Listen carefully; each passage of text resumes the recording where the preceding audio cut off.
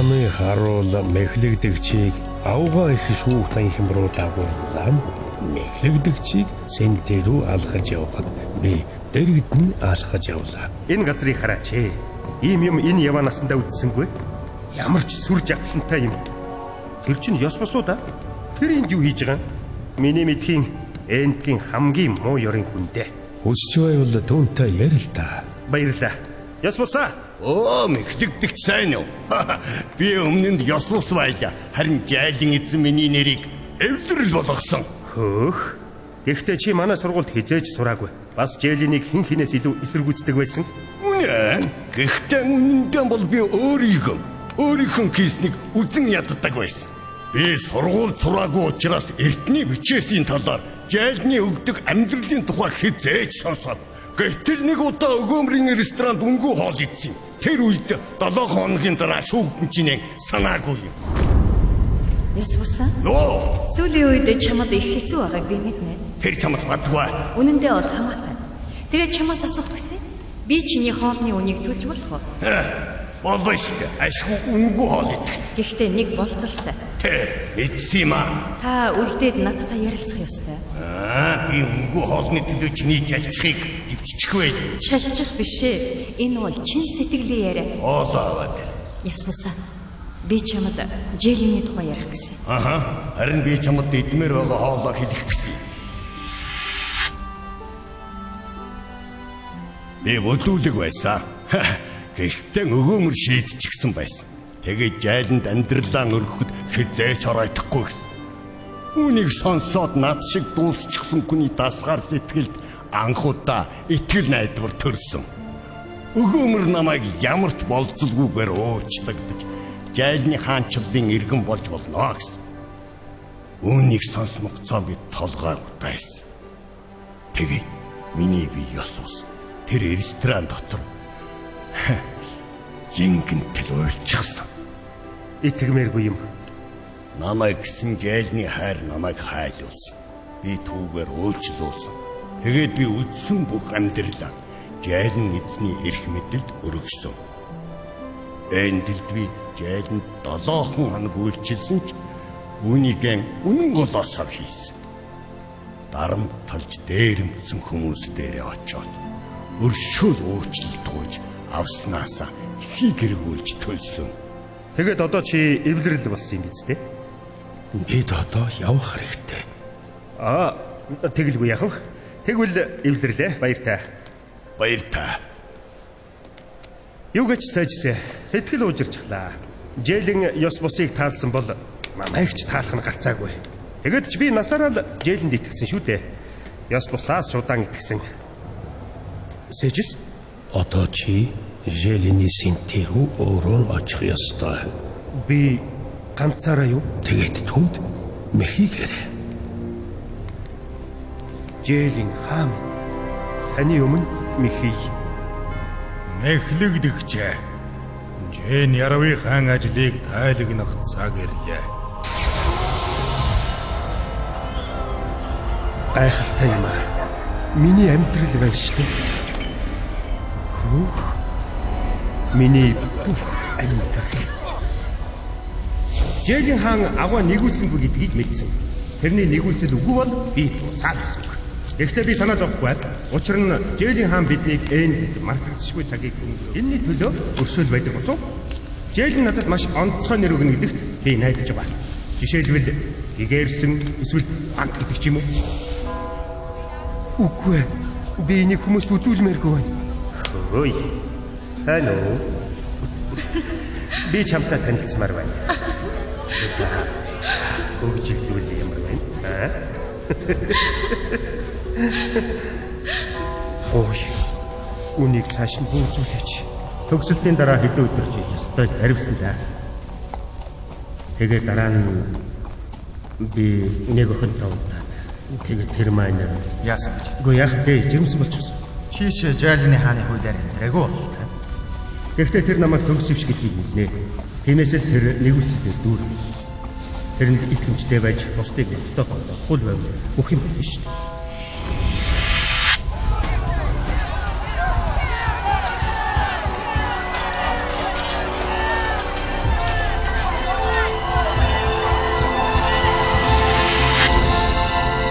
Бич холион бантан хийжээ эзэнтэй. Гэхдээ танд хизээч итгэхэ болоогүй минь бүү мартаарай. Мэхлэгдэгчээр амийн номд байна уу?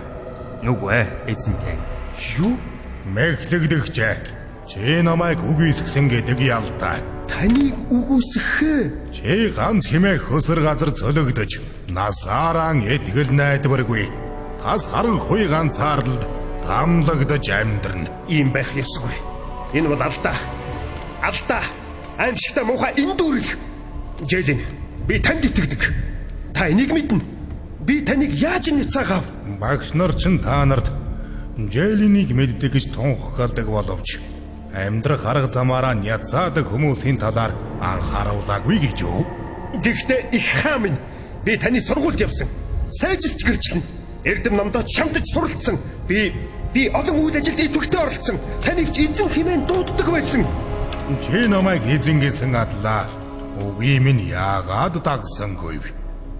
Намайг эзэн гэж дуудавч алфавит орч чадахгүй олон хүн байна гэдгийг би хэлсэн. Тэд миний аавыг дуулууртай дагсан эсгээрэл шүүгднэ гэдгийг би хэдийнэ анхааруулсан. Шүүлтийн өдөр олон хүн эзэн минь бид таны нэрийг хэрглэж таны тухай бусдад хэлсэн гэж хэлвч би тэдэнд зайл учир нь та нарын үйлс муу ёрын гэж хариул. Тэгэхдээ надад итгэл бий. Би танд итгэсэн. Таны үгийн дагуу би аврагдах учиртай. Сайжсаа чи ангидаа зааснаа мэхлэгдэгчд уншиж өгөөч. Эртний хичээсээс хүндэт ах эгч дүүсээ үйлдэлээр батлахгүй авааса би итгэлтэй хэмээн ярих нь ямар ашигтай гэж. Ийм итгэл дүүнийг аврах уу? Дан ганц итгэлтэй байх хангалтгүй. Сайн үйлсээр батлагдахгүй итгэл нь үнэндээ итгэл огт биш юм. Энэ нь үхмэл бөгөөд ямар ч ашиггүй болоо. Мэхлэгдэгч итгэдэг гэж хэлэх хангалтгүй. Жинхнээсээ итгэдэг хүмүүс муу ёрын үр жимс ургуулгаа болж шин мөн чанараараа амьдардаг. Гэтэл чи харанхуйн эзэн Дагоны үр жимсийг ургуулсаар байсан нь чи надад зүрхнээсээ захирагдаагүй болгож нь л хэл. Тэгвэл тэр ёс бусгэгч яагаад тэнд байж байдаг үлээ? Би тэрнээс дээр байсан. Та яаж тэрнийг үлдээгээд намайг хасч чадаж байна? Та шудраг бус шүүж байна. Би шудраг бус уу? Чи шудраг бус уу? Муухан муугасаа эргэж хуулийг дагж зөвийг үлдвэл сүнсээ аварна гэж чамд сургаагүй гэж юу? Учир нь тэр хүн амьдралаа эрх цүүлэн бодоод нүглээсээ эргэж сайхан амьдрахаар шийдсэн юм. Тэр бэр хэрхэвч өхөлгүй заавал амьдрна. Ёсвол эртний бичээс тавьсан энэ замыг дагсан. Харин чи дагаагүй. Гэхдээ би олон хүнд таны тухай ярьсан. Та мэднэ. Тэр бүхэл таны сургуульд сайн дураараа заасан. Миний хуулийг эшлэж амлалтын маань тунхаглахаа боль. Учир нь чи миний сахилгажуултыг үл тоож, хуулийг үл хэрэгсэж, цагаа ёсвол муу ёрын хүмүүстэй өнгөрөөсөн. Чиний амнаас хараал, худал бохирог урсдаг. Чи ахан дүүгээ гүтгдэг. Намайг дуугүй байсан болохоор чи намайг тоохгүй байна гэж бодсон. Харин одоо шийтгэлийн цаг ирж чиний эсрэг энэ бүх ялыг тулгаад байна. Түүний гар хөлийг хүлээд гадаад харанхуй даваачиж хай. Тэр тэнд уйлж шүдэ хаврыг. Надаас зайл. Болж. Чи муу хорон дарангуйлагч Жэлэн. Ёрын муу шудраг мус дарангуйлагч. Үгүй. Тэжис. Энийг болиулаач та. Зогсоогооч. Амаршоо. Мэхлэгдэгч минь Жэлэн хааны шүүлт шудраг бас шийдвэрлэх шүүлт. Хот. Надаас хот. Яаж сурсан вэ? Үгүй. Би. Гүү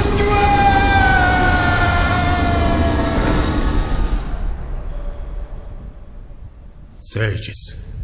Тийм эзэн. Орийнхоо нүдэнд цэвэравч. Ахирасан цэвэрлэгдэггүй үеийнхэн байх.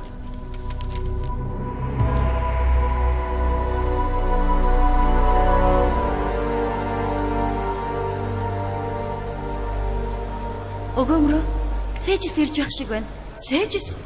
Өгөөмрөө. Бүргээ. Таныг энд байгаа гэж сонслоо. Хэлээч. Би тагч яасан бэ? Бас аминч. Бас мэхлэгдэгч. Сэжис. Яагаад вэ? Цаг нь болохоор бүгд мэдэгдэнэ. Юу гэсэн үг вэ? Сонсогтун. Аваа шүүх танхимд Игжээлэн хааны өмнө зогсох дараагийн хүн бол Бүрг. Миний ээж ирлээ. Заалив бүргээ. Өгөөмөр минь баяртай. Найз минь баяртай.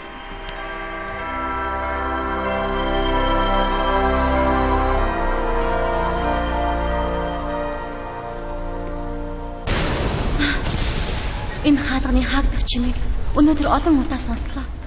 Сонсох бүртэл сандрах юм. Сэжтэй. Энд маш олон баян хүн байх юм. Яаж баян хүмүүс энд орж чаддаг байна? Хамаг учир нь баялагтай байгаа юм биш. Зүрх сэтгэл хамгийн чухал. Үгүй байлгүй дээ. Битгмээргүй юм. Тэр чинь дүр эсгэгч байна. Тэр яаж ийшээ ордог байна? Ойлгохгүй юм. Жэйлэн тэрний юу хийснийг мэдэх үү? Цаг нь болохоор бүгд мэдэгдэнэ. Тэгжил найдаа. Тэр байна. Жэйлний Синти. Төвний эргэн тойронд манай зарим багш байна. Бүргээ. Чи Синти рүү ганцаараа очих ёстой. Зүгээрээ. Би ойлголоо.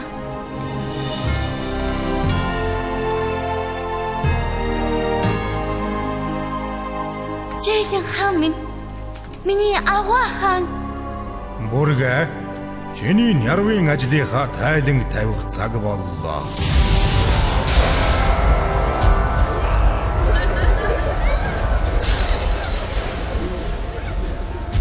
Сургуультан үнэхээр шамдан сурсанд чинь багш нь чамаараа үнэхээр бахархаж байна. Түүнчлэн сайн дурын ажил олон цагийн тавтлага хичээл чинь анзаарагдaltaгүй өнгөрөхгүй. Бүргэ. Би чамайг удирдахч гэж хардаг. Чи ирээдүйтэй хүн. Баярлалаа. Маш их баярлалаа. Тэр бол миний хамгийн аз жаргалтай дурсамжийн нэг. Хотгоор чиний тухай ярьсан. Тэр юу гэж ярьсан? Юу л та. Тэр өчигдөр захирал багшид чамайг нэг сурагчтай унтсан гэж хэлсэн. Юу? Хотгоор чамтай нэг ажлын орон тоонд өрсөлдөж байгаа гэж доолцсон. Юу? Тэр яасан муухай хор хутгагч вэ? Ингиж урахын чинээ сансангүй. Тэр энэндээ харамснаа гайгүй. Үл уучлал нь хорслын үнсийг ас зүрхий чинь боомлох үнсийг ургуулах шинтэй хөрс алдаг юм шүү. Гэтэ юу гэж бодохоораа би чамаа хизээч уучлахгүй за. Бүргэ. Болох. Битгий юм уу? Үгүй. Би энийг хармааргүй байна. Болохгүй. Энд чинь бороо. Бид ингэж болохгүй. Тийм ээ. Чиний зөв. Бид ингэж ясгүй. Гэхдээ би өсч чинь. Наашир. Ямар хичмээр юм бэ? Жахан сэжүрхөө. Таач гинтэл юу ч мэдэхгүй. Цагаан цайлган хүн болж хувирлаа та. Хоёр үг хэлчихье. Нэгдүгээр бутгууртай. Бутгуурын? Хоёр дахь нь завхаарав. Чи энд дүүч вэ? Энд дүүрээд байх юм байхгүй. Би та хоёрыг өчигдөр орой хоёр нүдэрээ харсан. Би чамд бүхнээ өгсөн. Гэтэл чи надад яаж ингэж хандж байгаа юм бэ? Очиж тэр хотгоор аваатай шүү.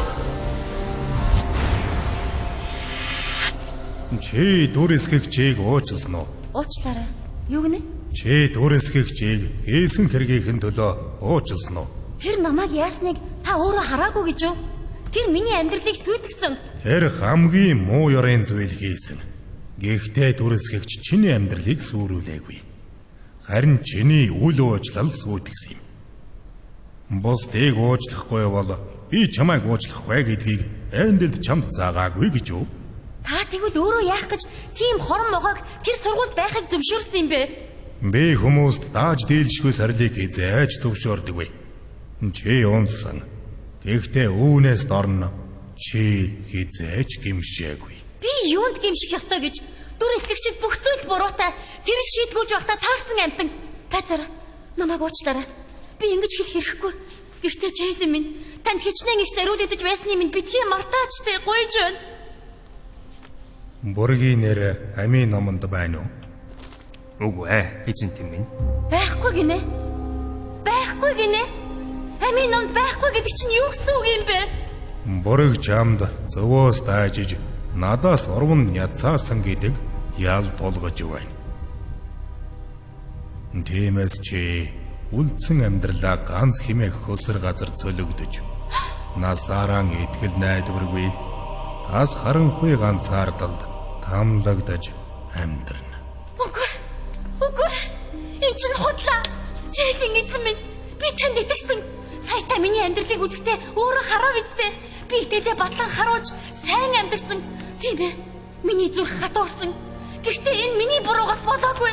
Тэр чинь хутгуурын буруу. Бас дүрсгэгчийн буруу. Багш нарынхаа заасан миний анхааруулгыг чи мартсан гэж юу?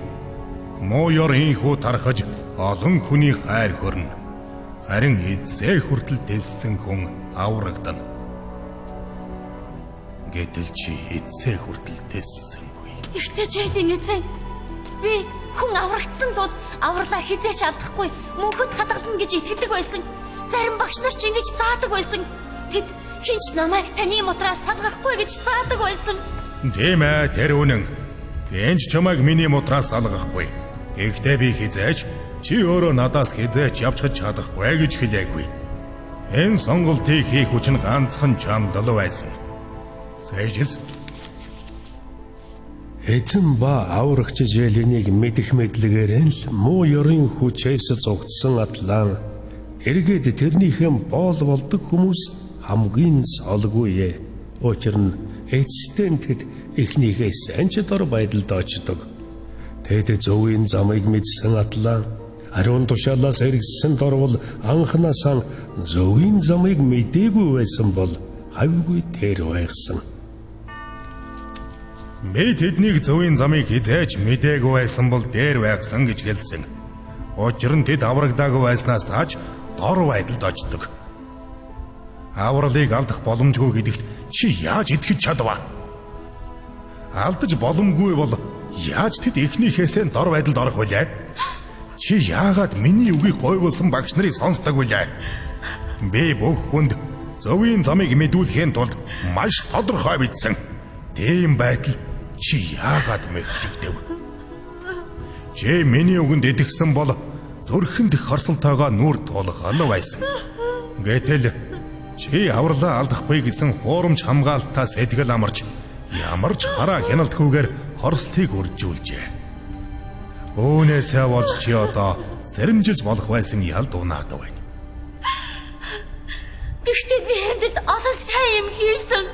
Би шүдүүлэх чараа дамжуулан зөв хүмүүс нүглийн зам руу эргэж нүгэлтэн мэт амьдравал тэд амьдрах ёстой гэж үү? Үгүй ээ, мэдээж үгүй. Тэдний өмнөх сайн сайхан нь мартагдаж тэд нүглийнхээ төлөө үхнэ. Гэтэл та нар эзэн шудраг биш байна гэдэг. Намайг сонс. Би шудраг болсоо. Та нар шудраг болсоо.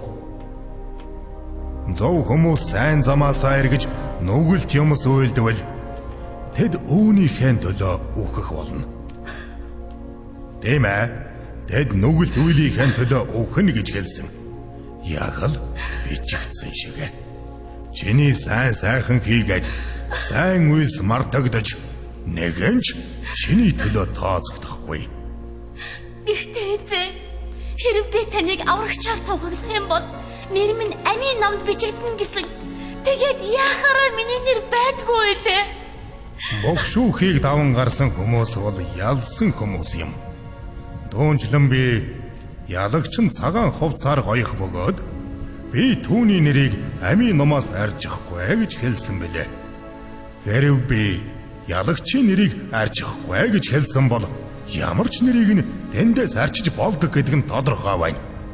Эсвөгөөс би намайг эзнэрээ тунхагл бол нэр чинь амийн номонд монход бохлогдно гэж хэлэх байсан.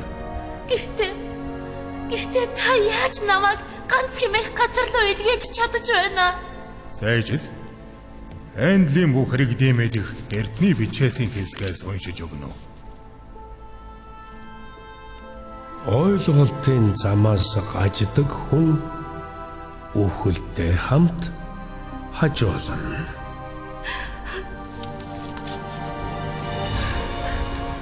Төвний гар хөлийг хүлээд гадаад харан хой руу аваажиж бай. Тэнд ойлон шүдэ хаврыг. Учир нь олон хүн дуудагдсан ч цөөхөн хүн сонгогдсон. Яаж ингэж чадаж байна? Чи мохорхон би чамайг хараад байна. Подожди!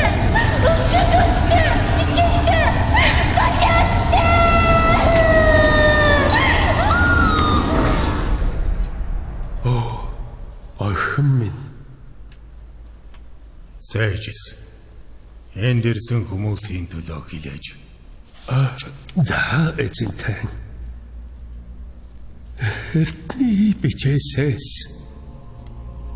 эрхэм нөхдөө бид үнний бүрэн мэдлэгийг хүлээж авсан хонон нүгэл үйлсээр байвал энэ нүглийг төлөх өөр ямар ч тахил байхгүй. Тэдэнд шэйлийн аимшигт шүүхээс өөр хүсэн хүлээх юм юу ч байхгүй болно. Дөрөсгөгч.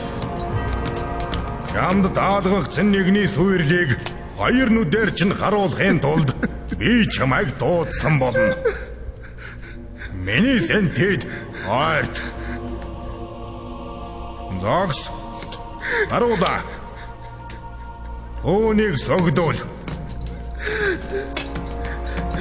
Дөрөсгөгчнэр амийн номонд байна уу? Үгүй ээ, эзэнтэй. Дөрөсгөгч. Чи зөөс таажин орвож өдрүүлэх чулуу болсныхаа төлөө яллагдаж байна. Эзэн минь. Чи ганц хэмээх хөсөр газар төлөгдөж тэнд хамгийн аимшигтай шийтгэл дарчлааныг үзнэ. Эзэн минь. Хамгийн аимшигтай шийтгэл гинэ. Гэхдээ би таны сургуулийн багш байсан. Би таны үйл хэрэгт өөрийгөө зориулсан. Чи багш байсан. Гэхдээ чи заасан номоо уншдгүй байсан хэрэгөө. Эрхэм ах ихч дүүсээ. Та нараас олон хүн багш бүү болог. Учир нь заадаг нь жэйлний хамгийн хатуу хуулиар шүүгдэнэ гэсэн. Чи олон бяцхан хүүхдүүдийг бүдрүүлж нэгмөр унгасан. Бүрэг бол тэдний нэгэн юм. Түүнийг чиний халамжинд даатгсан. Би чамд түүнийг хамгаалах эрх мэдэл өгсөн байтал чи энэ эрх мэдлийг өөрийнхөө төлөө ашигласан. Чи дор хүстэй ханхын төлөө эрх мэдлээрээ далимдуулан бүрэг тэргүүтээ олон хүнд халдсан. Эдийн нэгэн найзаасаа гомдын шарх аваад байсан түүнийг чи эдгэх ёстой байсан атал оронд нь ашигласан. Чи түүний тэглийг бузралсан. Харин одоо тэр ганц хэмээх газарт хаягдаад байна. Мэдээж чи надад итгэсэн энэ бяцхан хүүхдүүдээс нэгийн чатугай бүдрүүлэхэд хүрсэн хүний хувьд үзүүндээ хад дүүжлээд далайд хаягдсан дээр гэж хэлсэн миний сэрэмжлүүлэг үгийг санаж байгаа биз? Тооны гар хөлийг хүлээж гадаад харан хой руу аваачиж хай. Тэр тэнд ойлон шүдэ хаврыг. Яг чи хариу авнаагүй.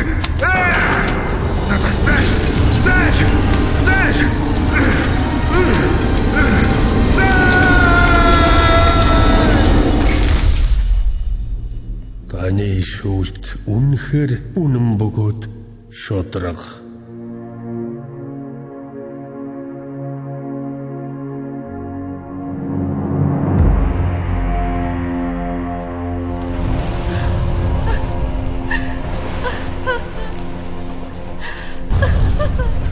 Бүргэ уурлахаа болооч ядаргаад хий. Мэхлэгдэгч амаад. Хөөхөрхий. Би одоо чам шиг имийг сонсох уу? Чамайг ямар багш гэдгийг. Чи ганц хэмээх газар төгсөх шив. Ой, жолоочоо. Энэ газар чи ус байдаг юм уу? Би цангаад байна. Нэмэргүй дээ. Хөө, ноён би даагч. Би танаас санаа бодлыг чи асуусан гэж юу? Жолоочоо. Би чиний жолооч биш. Би чиний ялыг үзэлдүүлэх Джейлений зарц байна. Манга бид бүгдээрээ цангаж байна. Тэгээд нэг насаараа ингэж цангах болно. Чамаас болж би энэ амьжтай газарт ирсэн. Хонгор чи өөрөөсөө болж энд ирсэн байх шүү. Үгүй ээ. Чамаас болж чи намайг игсэн.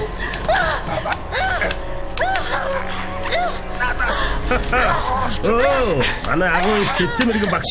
Ангаач хүртлээ. Бүргэ. Ито бодлоо. Мышта. Оршиг юм байна. Юу юм бол? Самхаг юм уу? Агуу маягийн юм байх. Ирж байна. Ганц юм их газрын агуу. Манай ишин дээр. Чөө.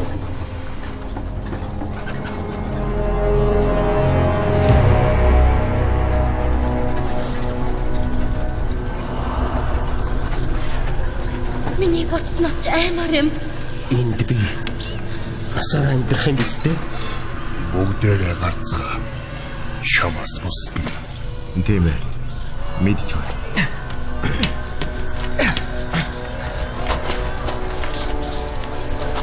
Чамайг 1000 тав хийх хүсье. Эхнийхээ өдрөөс л Чиж бас баяртай.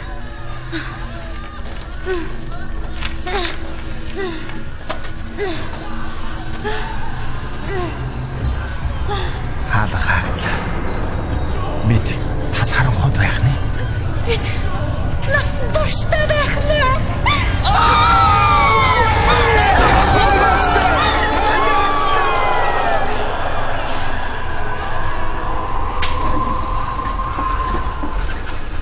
Хамгийн найвчигтай шийтгэл. Түүнэр харанхуй.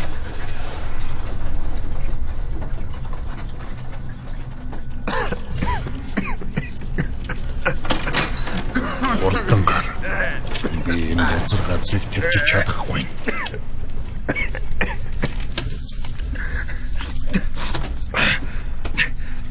Ямар амар өнгөрвэ. Бас чимээгүй. Тийм ээ.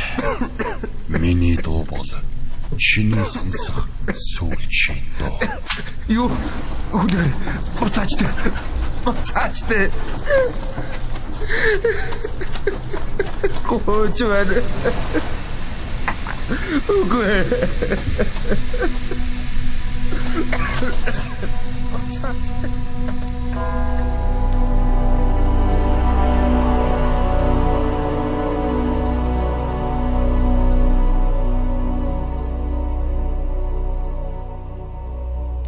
Огомро. Сэжис. Ийм удаан хүлээлгсэн дуучлаарай. Бүрэг яасан? Цаг нь болохоор бүгд илжлэгдэнэ. Сэжис. Цагийн юм цагтаа. Оо, чи уншиж байх шүү. Тийм ээ. Би хизээч ийм олон гайхамшигтай ном үзсэнгүй. Жишээлбэл энэ алфавитын 2 дугаар бичээс байна. Өгөөмрөө. Хаан ч хүлээж байна. Үгүй шүү. Түүнд бусдын л адил хандах ёстой. Та итгэлтэй байна уу? Тийм ээ. За мэдлээ. Сонсох туун. Аугаа шүүх танхимд их жээлэн хааны өмнө зогсох дараагийн хүн бол Өгөөмөр. Ямар вэ? Хамаагүй дээр. Баярлалаа. Огомро. Чиний нэрийг дуудах шиг боллоо. За, мэдлээ.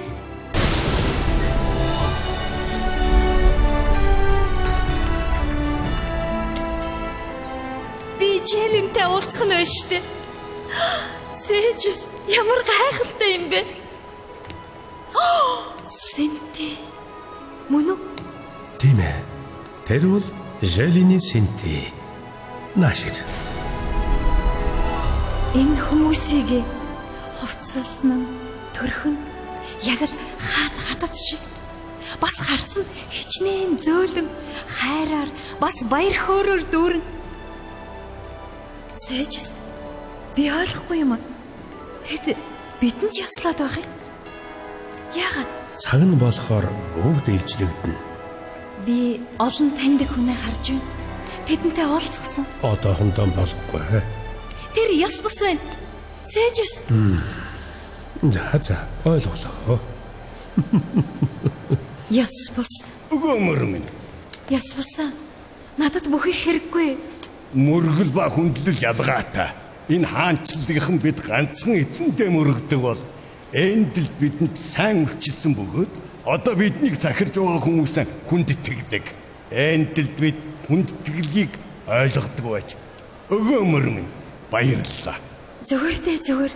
Чи хаанд дуулууртай байгаагүй бол би хизээч энд орохгүй байсан. Яг одоо ганц хэмээх газарт дарчилж гидэх байлаа. Юунаас илүү би хаандаа өртөө бөгөөд талархаж байгаа ч чамд бас талархаж байна. Насан турш чамайг хүндэтгэж үйлчлэх нь миний хувьд завшаан билээ.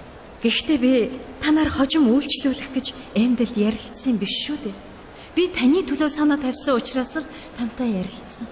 Энэ зүрхнийхээ улмаас чи хаанаасаа үлэмж шагнал авна да. Жайлан бусдад хайраар ханддаг хүмүүсийг таалдаг. Энд л бид жайлны алсын харааг харах төдийгүй зүрх сэтгэлийг нь харах ёстой байсан. Хайрт дүү чамд аль нь байсан учраас чиний зүрхний сэтэл надад хүрсэн. Тиймээс л би энд л байсан сүүлийнхээ 7 хоногт маш олон хүнд нөлөөлсөн. Хэдий богинохон хугацаа байсан ч өдөгөө би хүчин зүтгэлийнхээ төлөө үлэмж шагналан аваад байна. Энэ бүхэн чинь чиний л ач. Би таны төлөө насаараа үйлчлэхэд ч баяртай байна. Чи яг л апобел 7 жил болсон хүн шиг ярьж байна. Энэ агуу хотод бид бие биедээ үйлчлэх ёстой. Үнэн дээр энд өдөрдөж байгаа нь хамгийн агуу зарцнаар байдаг. Үүрэг маань хэдий томч энэ бидний хувьд завшаа юм. Энтхийн иргэдийн агуу баяр хөөр нь нэгдүгээр хаанда, дараа нь бусад иргэдэд ялангуяа энд л бидэнд үйлчлсэн хүмүүст үйлчлэх юм. Хүндэт ах яс бус минь. Өгөөмрөө би чинь ёс бус биш, эвлэрэл болсон. Юу та ерөөлтэй нэрвэ? Хүндэт дүү минь чамаараа бахархъя. Одоо хаанда бараалах та. Сэжс уучлаарай. Уучлалыг хүлээж авлаа. Би бодохдоо юу болов? Ямар үзэсгэлэнтэй, гайхамшигтай юм бэ? Одоо шатаар гарч болно. Би чамайг орхиё. Хаант минь. Хүндэт зарц өгөөмөр минь. Хаанчлалд минь тав таймарл. Чамтай уулзах энэ учрлыг ихэд хүлээлээ. Эрх минь. Би ч бас тэсэн ядан хүлээлээ. Таавал миний хаан.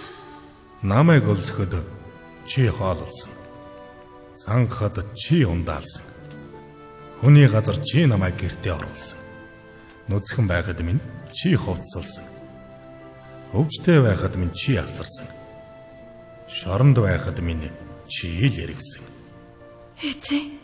Гэхдээ би хизээч ийм юм хийгээгүй.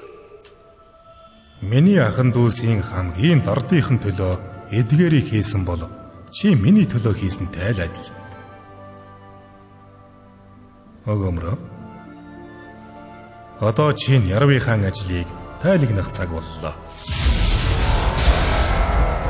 Чи миний хуулийг дагаж миний хүмүүст үйлчлэлцэмээр надад үйлчилсэн.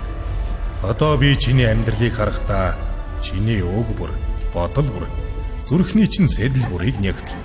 Надаас юу ч ногдохгүй.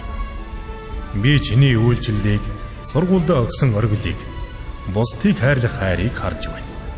Чи дэмий зогсгүй үйл ажилд гар хөл оролцохоос татгалзахыг нь би харж байна.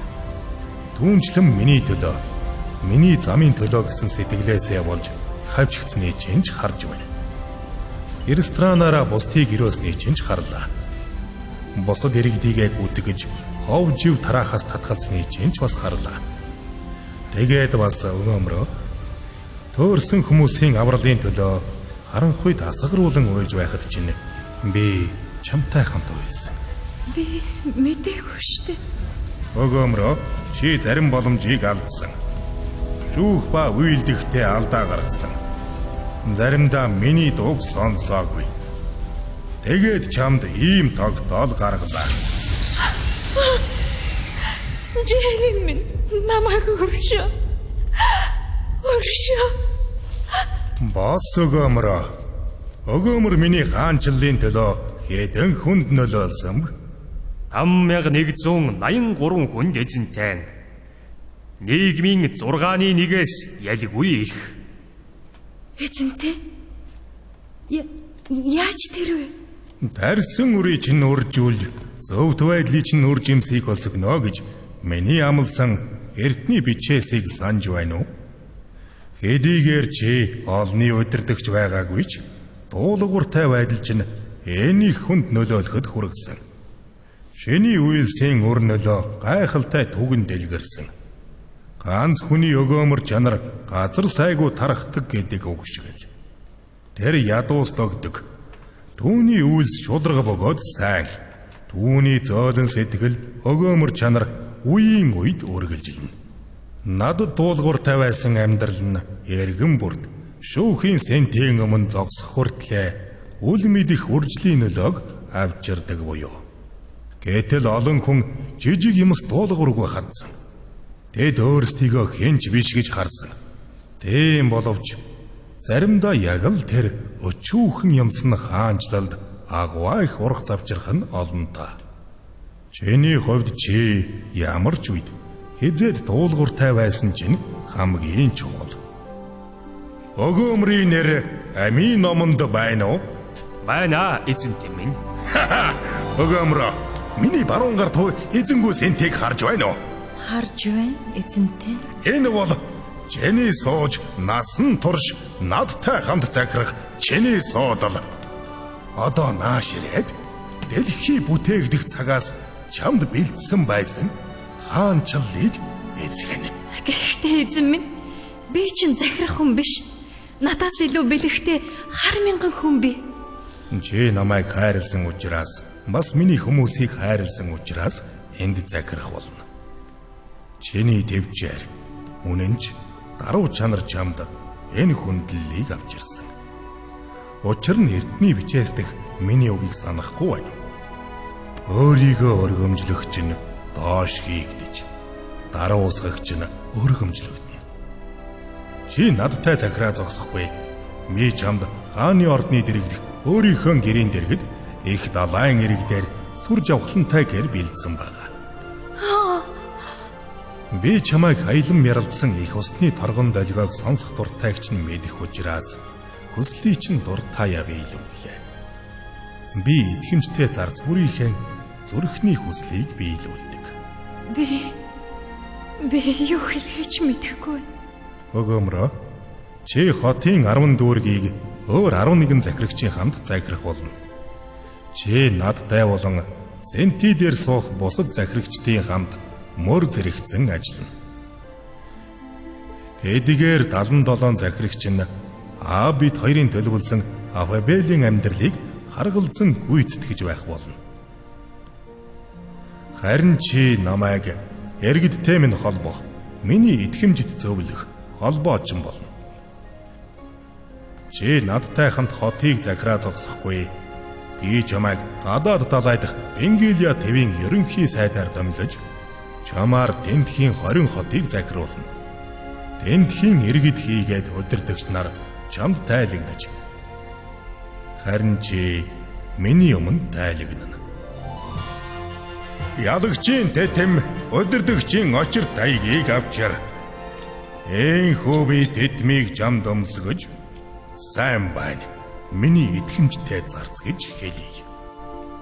Миний даалгасан өчүүхэн зүйлд чи итгэмжтэй байсан тул одоо би чамд ихийг даалгая. Энэ очир тайгийг чамд гардуулъя. Одооноос чиний нэр өгөөмөр биш болно. Би чамд шин нэр хайрлана. Одооноос чиний нэр нандин ялагч болно. Учир нь аав минь надад бүх эрх мэдлийг өгсөн шиг эцэг хүртэл миний хүслийг гүйцэлдүүлсэн ялагч хүнд би бүх эрх мэдлийг өгч тэрээр дүүргүүд хийгээд үндэснүүдийг төмөр таягаар захирах болно гэж би энэлийн бүх хэрэгдэд хэлээгүй гэж юу? Хүндэт найз минь, хамтран зүтгэгч минь. Одоо би чамд энэ амийн модны жимснээс өгмөр байна. Маа.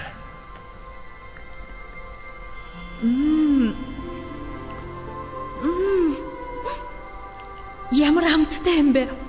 Амттай төдөөгүй. Намайг дотроос минь цэвэрхэн болгочих шиг боллоо. Яг л цог шинэ хүн болгочихсан юм шиг. Наашир, нандин ялагч минь. Эргээд гэр бүлэн хар. Сайн байна. Миний итгэмжид сайн зарц. Эзнийхээ баяр хөөрт ор.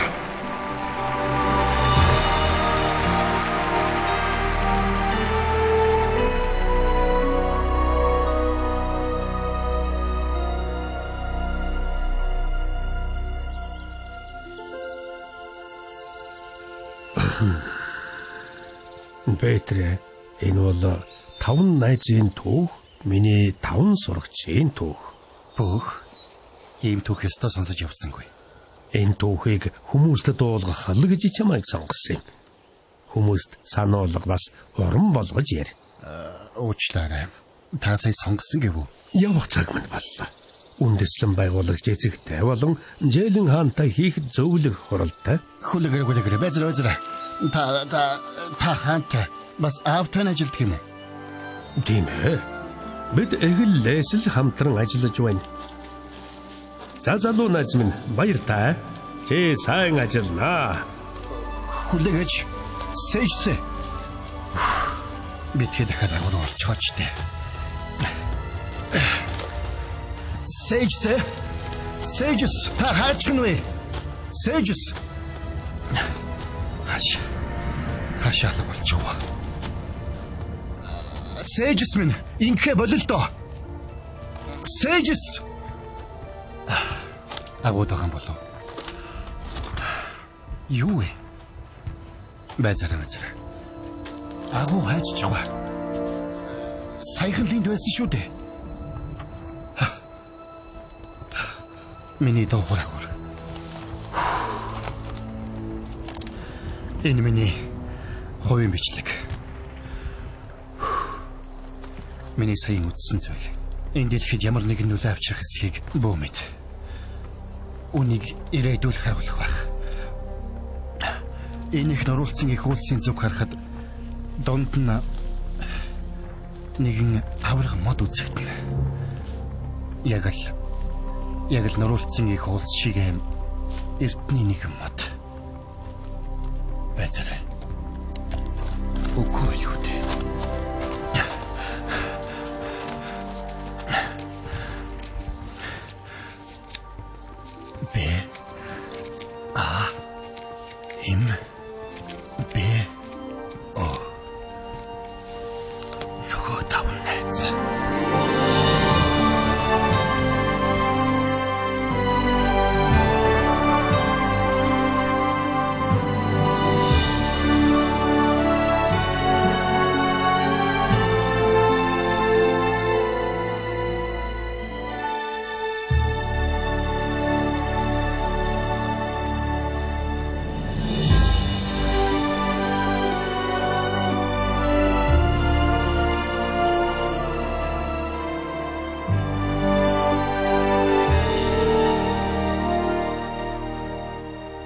Сайн байна уу? Би Alphabet аудио жүжигийн зохиолч Джон Бивер байна. Би та бүхний дөнгөж сая сонссон аудио зохиолын талаар товч тайлбар хиймээр байна.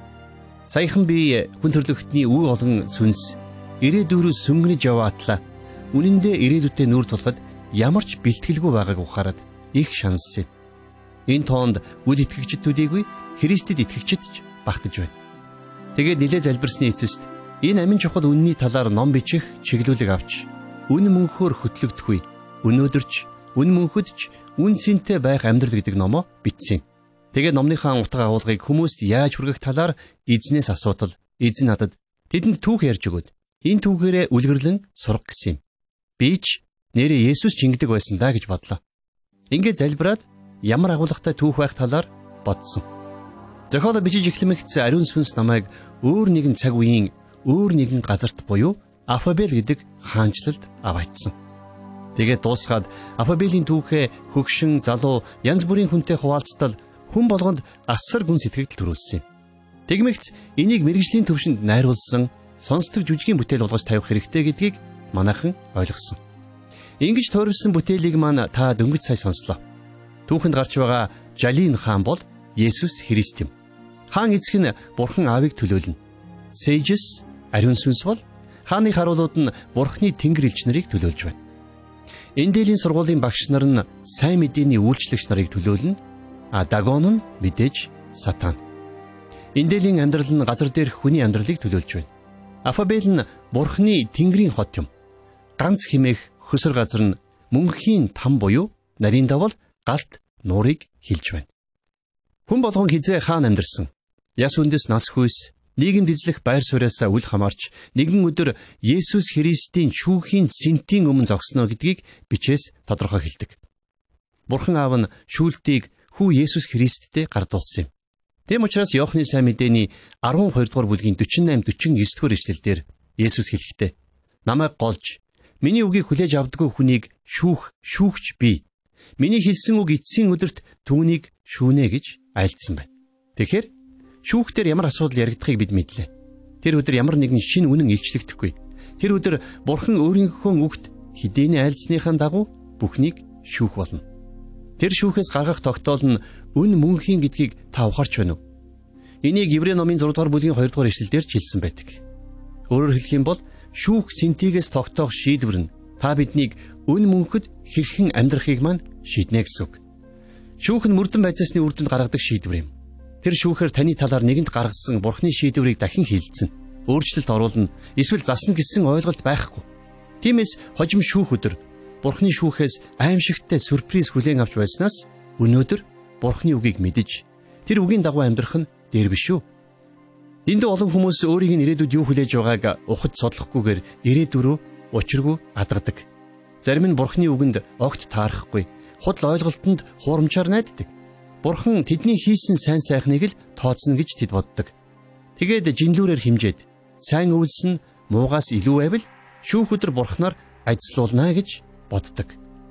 Энээс гадна өөрсдийгөө Христэд итгэдэг гэж мэдэгддэг зарим хүмүүс Есүс тэдний аврагч учраас хизээч шүүгч Есүсийн өмнө зогсохгүй гэж боддог.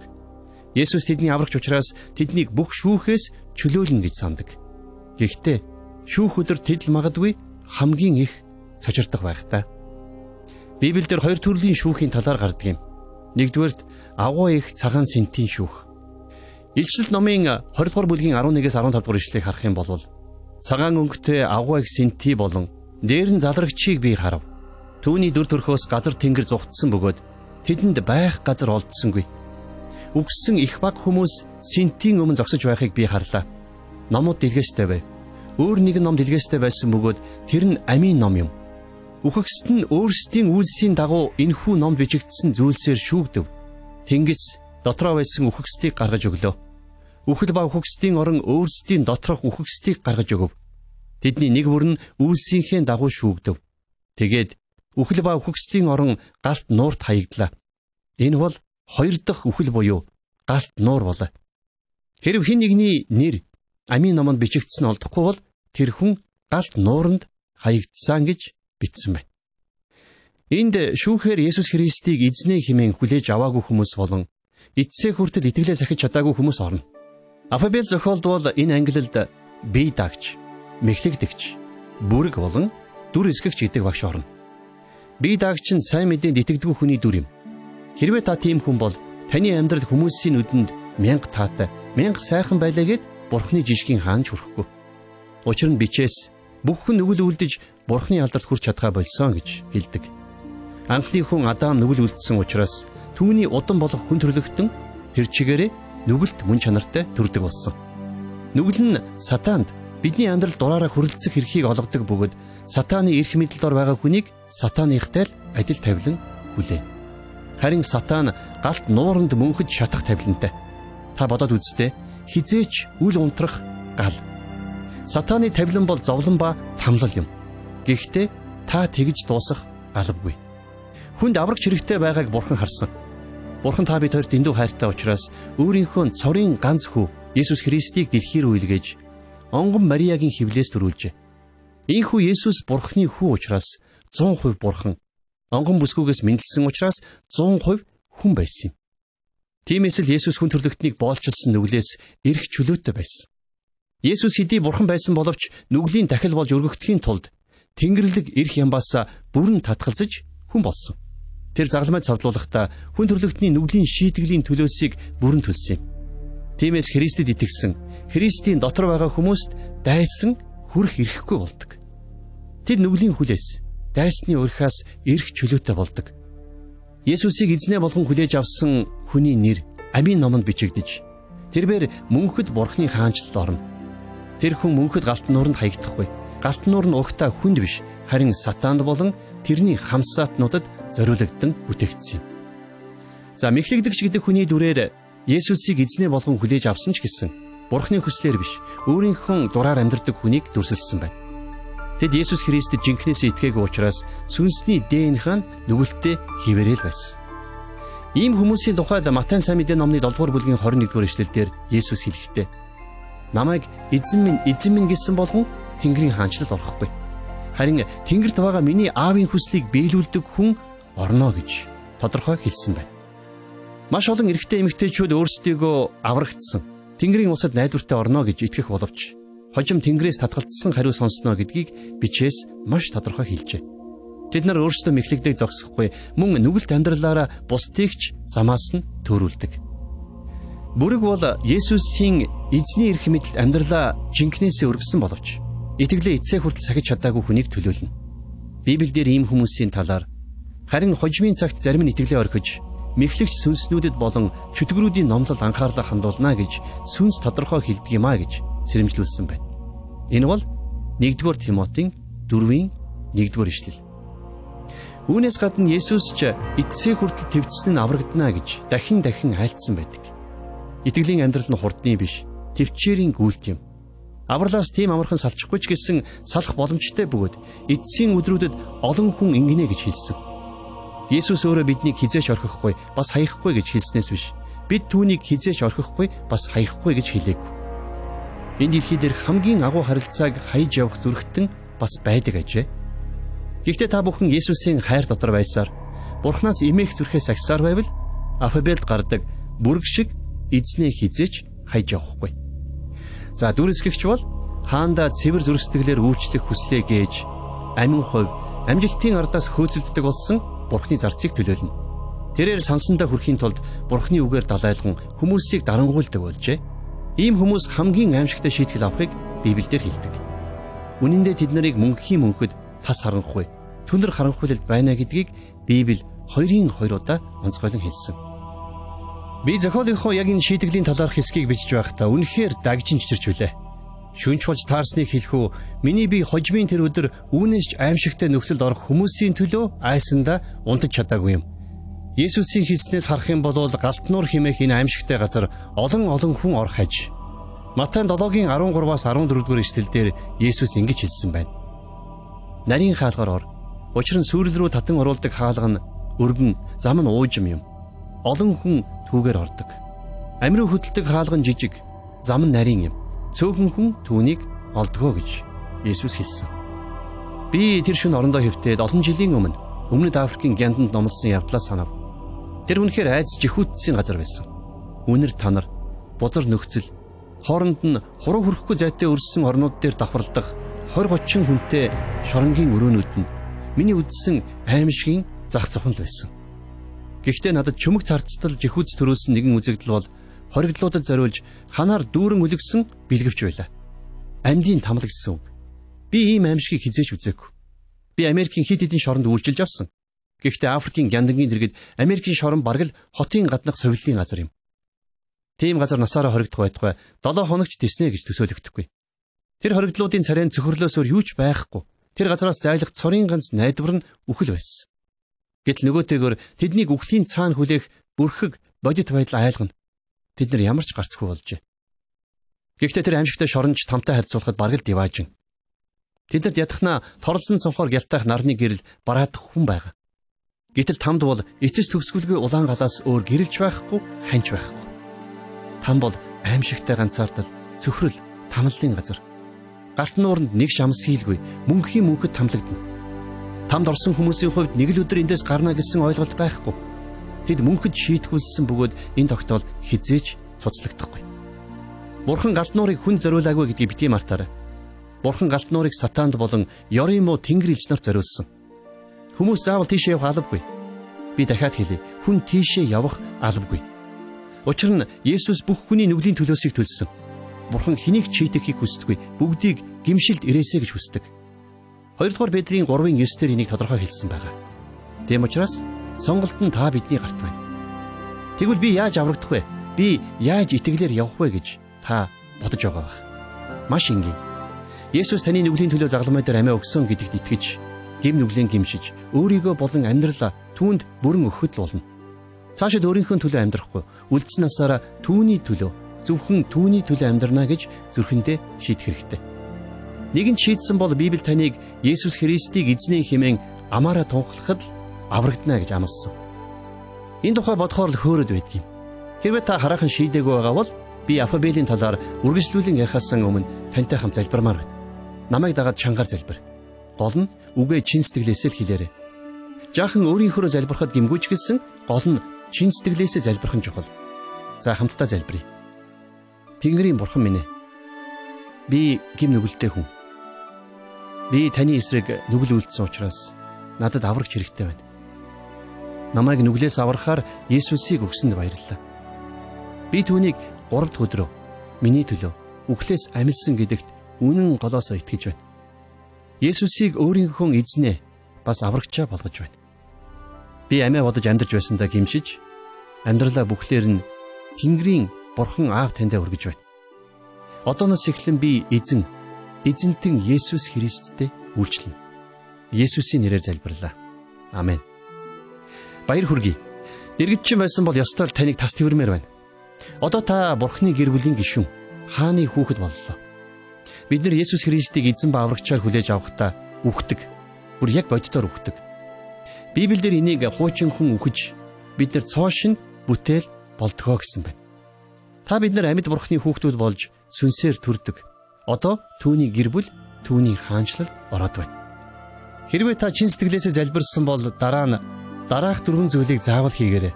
Нэгдүгээрт Есүст амьдралаа өгснөө бусад итгэгч нарт мэдэгдээрэй. Тэгэхээр тэд таныг итгэлийн амьдралд өсгөд чинь туслана. За хоёрдугаарт Библи уншиж эхэл. Ингэж та Бурхны үгээр зүрхээ ундаална. Яагад үг гэвэл хинч дөнгөж мэндэлсэн нярайг гудамжинд орхиод өөрөө амьдр гэдгүй шүү дээ. Нялх хүүхдийг хүн болгохын тулд эхлээд цүүгээр дараа нь бор хоолоор тэжээх хэрэгтэй. Тэгэхээр Бурхны үг бол сүнслэг хоол. Тийм учраас Библи түүгээр тэжээгдэн өсөхийн тулд шинээр мэндэлсэн яраа шиг үгийн цэвэр сүг хүсэн тэмүүлэл гэж бидэнд заасан байна. За харин 3 дугаарт Библиэд итгэдэг чуулганыг олоод итгэмжтэйгээр хамрагдаар. Нэгч цуглааныг битгий тасал. Хамгийн гайхалтай нь би өөрийнхөө амьдралыг харах юм бол очихоос өмнө өнөөдөр явмааргүй байна. Өнөөдөр ядарч байна. Маргааш их ажилтаа юм чинь яваад яах юм гэж бодогдсон цуглаан дээр л Бурхан миний төлөө хүчирхэг ажиллаа хийсэн байдаг. Тийм учраас цуглаанаа хизээч битгий тасал.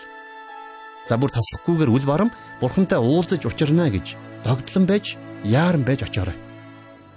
Эцэст нь буюу 4 дугаарт хуучин мөн чанар чинь угаагдж яг үнэндээ устж шинэ амьдрал чинь Есүс Христийн эзний эрх мэдэл бүрэн зархигдсан гэдгийг гэрчлэх дуулууртай үйлс болгон олон нийтийн өмнө усан баптизм хүртээрэй. Манай үйлчлэлтэй утсаар юм уу имэйлээр холбогдож Есүс Христийг эзэн ба аврагчаар хүлээж авснаа мэдэгдэвэл бид Есүс Христэд шинээр итгэж Бурхны хүүхэд, Бурхны гэр бүлийн гишүүн болсны чинь баяр хөөргийг хуваалцмаар байна. Манай цахим хаяг болвоос messenger.international.org. Алфабет жүжигийг сонсоод аврагдсан гэрчлэлийг чинь бид дуртая хүлээн авах болно. Харин одоо анхаарлаа Христэд итгэгчдийг шүүхэд хандуулъя. Есүсийг аврагчаар хүлээгээд авчихсан учраас шүүгч Есүсийн өмнө зогсохгүй гэж итгэдэг Христэд итгэгчид олон байдаг. Гэхдээ энэ нь бүхлээрээ худлаа юм. Та яг одоо миний хэлэх үгийг анхааралтай сонсоорой. Загалмай дээрх Есүсийн үхэлд хэрхэн хандсанараа бид хаана үн мөнхөд амьдрахаа шийднэ. Харин итгэгч хүнийхээ хувьд хэрхэн амьдрснараа үн мөнхөд яаж амьдрахаа шийддэг юм. Цагаан сэнтийн шүүх нь үл итгэгчдийг шүүх газар. Гэхдээ Библиэлд өөр нэгэн шүүх суудлын талаар өгүүлдэг. Энэ нь итгэгчдийг шүүх Христийн шүүх суудал юм. 2-р Коринтын 5-р бүлгийн 8-аас 10-р ишлэлдэр бид урамтай байдаг бөгөөд биеэсээ холдон явж эзэнтэй хамт гэртээ байх нь хавьгүй дээр гэж боддгоо гэж бичсэн байна. Тэгэхээр цааш нь уншихаасан өмнө нэгэн санааг тодорхой болгомоор байна. Паул энд онцгойлон Христэд итгэгчдэд хандан ярьж байгаа юм шүү. Учир нь тэрээр биеэсээ холдох нь эзэнтэй хамт байх юм гэсэн байна. Тэгвэл нүгэлтэн биеэсээ явахдаа эзний дэргэд очилгүй там руу явдаг. Гэхдээ Паул цааш нь итгэгчдийн талаар юу гэж хэлснийг харъя. Тиймд гэртээ байсан ч, гэрээсээ холдсон ч түүнд таалагдах нь бидний ирмэлзэл билээ. Учир нь хүн бүр муугч бай, сайнигч бай, юу үлдснийхээ төлөө биеэрээ хариугаа авахын тулд бид бүгдээрээ Христийн шүүхийн суудлын өмнө гарч ирэх ёстой гэсэн байна. Саяын ишлэлийг өөр нэгэн орчуулгаас би уншиж өгье. Учир нь сайн байна уу, ёрим уу байна уу? Бид байхдаа хийсэн зүйлийнхээ дагуу хөлсөө хүлээн авахын тулд бид нар бүгдээрээ Христийн шүүх суудлын өмнө зогсохдоо илэрхий болон харагдана. Тэрээр ямар санаа зориг, сэтэл агуулж байсан, алдаа оноо, хийсэн ажил үйлс, зорилгоо биелүүлэхийн төлөө өөрийгөө болоод анхаарлаа хандуулж байсныг нь харгалзан үзнэ гэсэн байна. Ёстой янзтай. Итгэгчдийн шүүхтэр бид нар Христэд итгэгч хүнийхээ хувьд хэрхэн амьдрснаа тайлгнах нь байна. Бидний үйлс, бидний үг, бидний бодол, бидний сэтэл тэрч бүхэл бидний агуулж байсан санаа маань ч гэсэн шүүгднэ гэсэн үг. Тэгэхээр энэ шүүхийг хоёр гол хэсэгт ангилж болно. Нэгдүгээрт Бурхны хаанчлалыг байгуулахад хэрхэн оролцсон бэ? Хоёрдугаарт хувь хүний амьдралыг хэрхэн байгуулсан? Энэнд мэдээж бидний өөрийн маань амьдрж гисэн багтана. Бусдын амьдралыг хэрхэн байгуулсан гэдэг нь тэднэрт хэрхэн нөлөөснийг хэлж байгаа юм. Өөрийнхөө амьдралыг хэрхэн байгуулсан гэдэг нь Бурхны нэгүүлслээр өөртөө Христийн зан чанарыг яаж хөгжүүлсэнийг хэлж байгаа юм. Та бидний амьдрал нэг нэгэнгүй шалгагдаж, бид нэг бол шагнуулна, үгүй бол юучгүй хоцорно. 1-р Коринтын 3-р бүлгийн 13-аас 15-р ишлэлдэр ажил болгоно нь илэрхий болно. Учир нь мөнөөх өдөр. За мөнөөх өдөр гэдэг нь бичээс шүүх өдрийг хэлж байна. Тэгэхээр мөнөөх өдөр үүнийг харуулна. Яагад гэвэл энэ нь галаар илэрхий болгогдох бөгөөд гал нь хүн бүрийн ажлын чанарыг шалгах болно. Хэрв хин нэгний үүн дээр барьсан ажил нь үлдвэл тэр хүн шагналаа авна. Хэрв хин нэгний ажил шатвал тэр хүн хохирол амсна. Тэр өөрөө гал дундуур гарсан мэт боловч аврагдана гэж бичсэн байна. Сонсч байна уу? Гал дундуур гарсан мэт боловч аврагдана гэсэн байна. Илчил номын 3-р бүлгийн 21-р эшлэлдэр Есүс би ялж аавынхан хамт түүний сэнтий заларсны адил надтай хамт миний сэнтий залрахыг ялагчд сойрхоно гэсэн байна. Тэгэхээр энд асар том ялгаа байна.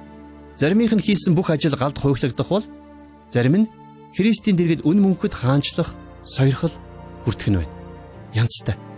Тэгэхээр одоо түр зогсоод хэсэг бодож үзээрэй. Шинэ гэрээ амьдралыг ууртай адилтгсан. Энийг бичсэн элч Яаков өөрөө өнөөдөр амьд сэрүүн байсан бол үн мөнхийн дэргэд энэ амьдрал бол тэг юм гэж хэлэх байсан байхаа. Тэгэхээр тэг цаг хугацаанд бидний хийх зүйлс нь бидний үн мөнхийг шийдвэрлэх нь байна. Дахиад хэлэхэд итгэгчдийн хувьд үн мөнхөө хаана өнгөрөөх вэ гэдэг асуудал тавигдахгүй. Учир энэ асуудлыг загалмай аль хэдийнэ шийдсэн. Итгэгчдийн хувьд үн мөнхөө хэрхэн өнгөрөөх вэ гэдэг асуудал тавигдана. Хэрв хүмүүс энэ дэлхий дээр тэтгүрт гарахдаа бэлддэг шиг үн мөнхийн амьдралдаа бэлтгэдэг байсан бол маш их сандрах байсан байхаа. Үгүй яг үнэндээ бол тэд сандрах биш айх байсан. Афебел зохиолын Баатар Аминч агуу их танхимын арын хэсэг сууж байсан хэсэг найз нарын хамт энэ дээлдэх ахар цаг хугацаагаа дэмий цалгар дуулсандаа харуулсныг санаж байна уу? Тэд энэ дээлдэх 5 жилийнхээ дийлэн хувьд нь жалины хүсэл бүрэн захирагдaltaгүй. Амин хувийнхаа ашиг сонирхол хүслийг хөөцөлдсөн байдаг. Түүнийхээ гороор одоо тэд мөнхийн мөнхөд хавьгүй дорд амьдралаар амьдрна. Тэдэнд бүгдд нь жалинтай хамт ажиллаж амьдрах хосгүй боломж байсан. Тэрч бүхэл насан турш тэр хотод хаантайгаа хамт хаанчлагч боломж байсан. Тэд нар сургуулиа төгсөөд хэсэгтэл дураараа дүргэж дунд чөмгөөрөө жиргсэн байж болно. Гэхдээ эндээлдэх тэр ахархан амьдрал нь тэд нарыг үлдсэн амьдралаа хэрхэн өнгөрөөхийг нь шийдсэн байна. Хэдийгээр Афабелийн сургамж нь аимшигтайч жинхэнэ үн мөнхтэй харьцуулахад юу ч биш юм. Тиймээс арай өөрөөр төсөлж үзье. Танд нэг өдөр өгөгдөжээ гэж бодъё. Тэгээд тэр 24 цагийг хэрхэн өнгөрөөхөөс чинь таны дараагийн 1000 жилийн амьдрал шийдэгдэнэ. 1000 жилийн хугацааг төсөөлөх гээд оролддоо. Ухрааж бодох юм бол энэ нь Америк улс мэдлэхээс ч өмнө Кристофор Колумб шинэ ертөнцийг нээхээр далайд гарахаас ч өмнө Артур хаан дугуй ширээнийхээ бааtruудтай хаанчилж эхлэхээс ч өмнө эхэлсэн цаг хугацаа шүү дээ. 1000 жил гэдэг урт шүү. Тэгээд таны шагнал, эзлэх байр суурь, таны хийх ажил, хамтран ажиллах хүмүүс, аж төрөх газар энэ бүхэн чинь 1000 жилийн өмнө тэр ганцхан өдрийг хэрхэн өнгөрөөхөөс чинь шалтгаална гэж та бодоод үзтээ. Та бүхий л чадлаараа чармайх байсан биз? Та яаж амьдрах байсан бол? Та Бурхны үгийг нэн тэргүүн тавьж дуулууртай дагах байсан болов? Та хаанчлалын төлөө хүмүүст нөлөөлөхийг чармайх байсан уу? Гэхдээ энэ нь ч бас бидний ярьж байгаа зүйлсийн дэргэд юу ч биш юм. Яагаад үг гэвэл нэг өдрийг 1000 жилдээ дүүцүүлэн 365,000 өдөрт хуваахад тэг биш. Тодорхой нэгэн тоо гарна. Тэгэхээр цаашаа явъя. Тэр ганц өдрийг тодруулах юм бол дараачийн 24 цагийг хэрхэн өнгөрөөхөөс чинь таны дараачийн сая жилийн амьдрал шийдэгдэнэ гэвэл та яах вэ? Хүндрэлтэн энэ дэлхий дээр 6000 гаруй жил амьдарч байна. Тэгэхээр сая жил гэдэг нь хүндрэлтний оршин тогтносон хугацаанаас даруй 150 дахин их байна. Энэ нь өөрөө үл хүрэх тоо юм. Гэхдээ бид энэ дэлхий дээр хичнээн удаан амьдарсан ч бидний цаг хугацаа нь үн мөнхтэй харьцуулахад бас л тэг юм. Магадгүй ийм учраас 2 дугаар Иохны 1:8 дээр Илч Иохан та нар бидний гүйцэлдүүлсэнийг алдалгүй. Харин дүүрэн шагналыг хүлээн авахын тулд өөрсдийгөө хянаа гэж хэлсэн байх. Би энийг дахин нэг уншмаар байна. Анхааралтай сонсоорой. Та нар бидний гүйцэлдүүлсэнийг алдалгүй. Харин дүүрэн шагналыг авахын тулд өөрсдийгөө хяна. Магадгүй ийм л учраас Илч Паул биднийг дээд шагналаа авахын тулд хичээгээрэй гэж хатуу ятгсан юм биш байгаа. Коринтынд бичсэн загталтаа тэрээр тэмцээнд оролцогч нь ялахын төлөө явдаг гэд. Дараа нь 1-р Коринтын 9:24-өөс 27 дугаар эшлэлдэр бидэнд ингэж бичсэн байна. Уралдаанд оролцсон гүгчид бүгд гүйдэгч нэг нь шагнал хүртдгийг та нар мэдэхгүй гэж юу? Та нар ялахын тулд ийхүү гүйцгээ. Тэмцээнд өрсөлдөгч хүн бүр бүх талаараа биеэ барих чадварт өөрийгөө тасгалжуулдаг аж. Тэд муудах титмийг хүртэхийн төлөө бол харин бид үл муудах титмийн төлөө юм. Тиймээс би ямар ч зориггүй мэт гүйдэг биш. Зангидсан гараараа агаар цохих мэт нударгалдаг биш. Харин бусдад сайн мэдээг тунхагласан атлаа өөрөө тэнцээгүй байх үе гэсэндэ биеэ зовоож өөрийнхөө боол болгодгоо гэсэн байна. Та бид нар энэ амьдрал ялахын төлөө амьдарч байгаа. Харин ялахын тулд сахилга бат биеэ хян захирахад суралцах ёстой. За бас тодорхой зорилготой амьдрах ёстой. Бид нар бусадтай өрсөлдөх биш, харин өөртөөгөө өрсөлддөг бөгөөд үйлс бүхнээр Есүс таалагдах нь бидний хамгийн гол зорилго юм. Паул амьдралдаа ямар зорилго тавьж байсныг та бүхэн чих тавин сонсоосой гэж хүсэж байна. Тэрээр Филиппо номын 3 дугаар бүлгийн 14 дугаар эшлэлдэр Христ Есүс дотор Бурхны дээш чиглэсэн дуудлагын шагналыг авахын төлөө барьяа руу урагшилдгаа гэж хэлсэн бол амьдралынхаа эцэст 2 дугаар Тимотийн 4:6-аас 7 дээр учир нь би хэдийн ундаан үргэл мэд асгагдсан бөгөөд миний явах цаг ирсэн байна. Би сайн тэмцлэр тэмцсэн, би замаа дуусгасан, итгэлээ сахисан гэж хэлсэн байна. Тэгэхээр Паул би тэмцээнээ дуусгасан гэсэн байна. Тэгвэл 1-р Коринтын 9:24 дээр түүний хэлсэн үгийг дахин сонсъё. Уралдаанд оролцсон гүгчид бүгд гүйдэгч нэг нь л шагнал хүртдгийг та нар мэдэхгүй гэж юу? Та нар ялахын тулд ийхүү гүйцэхэ гэсэн байна. Илчил номын 3 дугаар бүлгийн 11 дугаар эшлэлдэр Есүс өөрөө биднэрт хандаж би удахгүй очино. Хиндэж титмээ алдахгүй тулд өөрт байгаагаа бат сахих гэж хэлсэн байна. Би дахиад уншмаар байна. Би удахгүй очино. Хиндэж титмээ алдахгүй тулд өөрт байгаагаа бат сахих. Маш өндөр бооцоо байна. Бид нар өөрт алгагдсан газар дээрх ахархаан цаг хугацаанд хөнгөн хуумгай хандаж болохгүй. Бурхны дуудлагад дуулууртай хандах хэсгээс хүмүүсийн үн мөнхийн хувь тавилан шалтгаалдаг. Бүх хүн аврагдаж Есүстэй адилхан болохыг Бурхан хүсдэг. Бурхан хэнийг ч гээхийг хүсдэггүй юм. Египтэд чөлөөлөгдсөний дараагаар бүхэл бүтэн нэг үеийнхэн цүлт амиа алдсан байдаг. Тэдэнд үе үеийн хамгийн агуу удирдагчдын нэг Мосе байсан ч тэднэр бүтлгүйтсэн. Бид нар ч гэсэн агуу удирдагч нартай байж болно. Гэхдээ хааныхаа хүслийг биелүүлэх эсэх нь итгэгч биднээс л шалтгаална. Хаан маань өөрөө хэлэхдээ Матай сайн мэдээ номны 24 дугаар бүлгийн 14 дугаар ишлэлдэр хаанчлалын энэхүү сайн мэдээ бүх үндэстэнд гэрчлэл болж дэлхийд даяар тунхаглагдана. Тэгээд төгсгөл ирнэ гэсэн. Тиймээс даалгавраасаа сарнихаа болцгоё. Зохистой цаг улирал нь бидний гарт байгаа.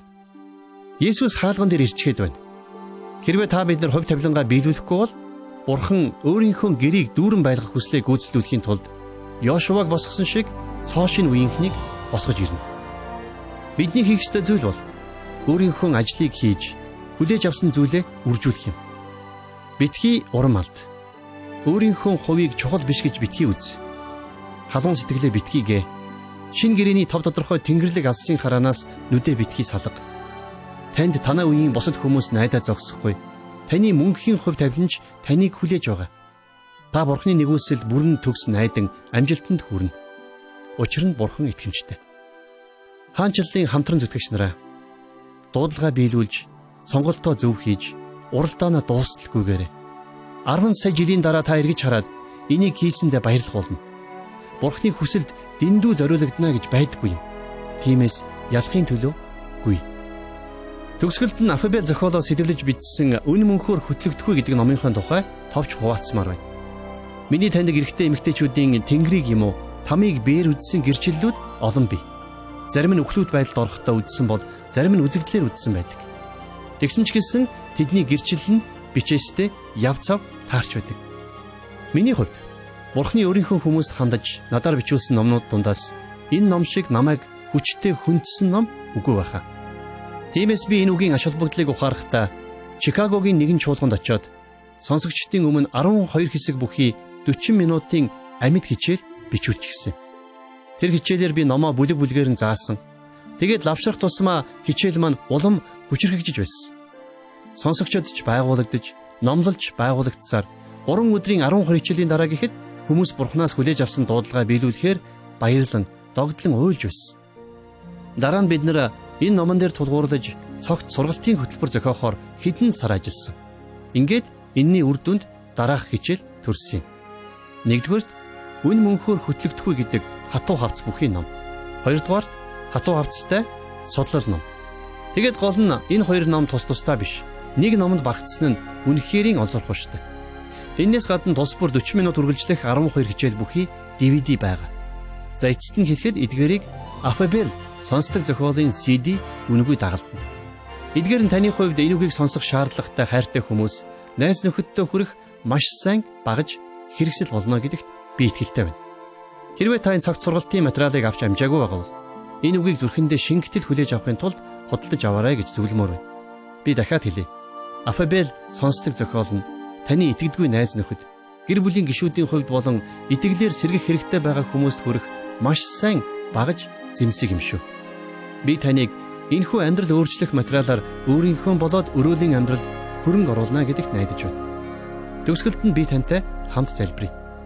Бурхан таны амьдралд өөрийнхөө хүссэн төлөвлөгөөг биелүүлэхийн төлөө Бурханы нэгүсэлд хамтдаа найдая. Тэнгэрлэг Аава, намайг хүү Есүсээр дамжуулж аварсанд баярлалаа. Таны хүслийг газар дээр биелүүлэх нь ямар чухал болохыг би ойлголоо. Тэм учраас та надаар энэ амьдралд яг юу хийлгэхийг хүсэж байгаагаа тодорхой харуулж өгөөч. Би танаас зөвхөн хүслийг асуугаад зогсохгүй. Энийг хийж чадах нэгүслийг гуйж байна. Би Есүс Христийн дотор хувь тавилангаа биелүүлэхийг үнэхээр хүсэж байна. Миний залбирлыг сонссонд баярлалаа. Есүсийн нэрээр залбирч байна. Амен. Төгсгөлд нь уран болгож бүх ариун хүмүүсийн төлөө залбирсан Паулийн чин зүрхний залбирлыг харуулъя. Бидний Бурхан бөгөөд эцэг өөрөө болон бидний эзэн Есүс та нар руу очих замыг мань заах болтугай. Бид та нарын төлөө байдаг шиг эзэн та нарыг бие биеэ болон бүх хүнийг хайрлах хайр дотор өсгөн бэлхуулах болтугай. Бурхан таныг инэрэн нэгүүлсэх болтугай. Танд Афабел зохиолыг хүргэх нь миний хувьд өндөр хүндэтгэл байсан шүү.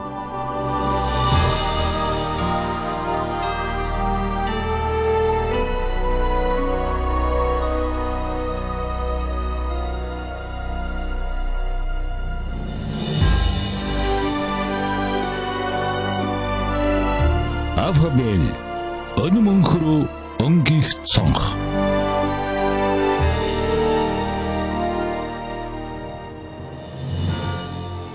Зохиолч Джон Бивэрийн өнөмөнхөр хөтлөгдөх бестселлер номоос сэдвлэн бүтэв. Та Джон, Лиза Бивэр хоёрын бусад цахим ном, видео, аудио хичээл болон сонсдог номуудыг үн төлбөргүйгээр интернетээс монгол хэлээр татаж авах боломжтой. Үүний тулд та www.cloudlibrary.org хаягаар ороод монгол хэлээр сонгоход тухайн цахим хуудас тэр чигээрэн монгол хэлээр солигдно. Та хүссэн материалаа татаж аваарай.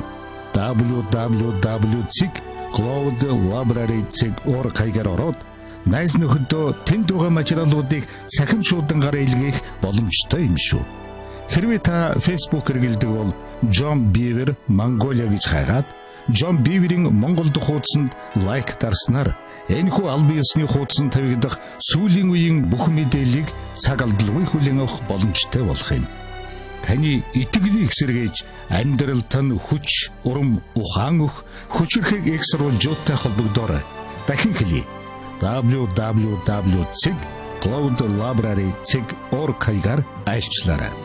Энэ бол танд өгч байгаа бидний бэлэг юм шүү. Авхабел өнөмөнхрөө өнгих цонх.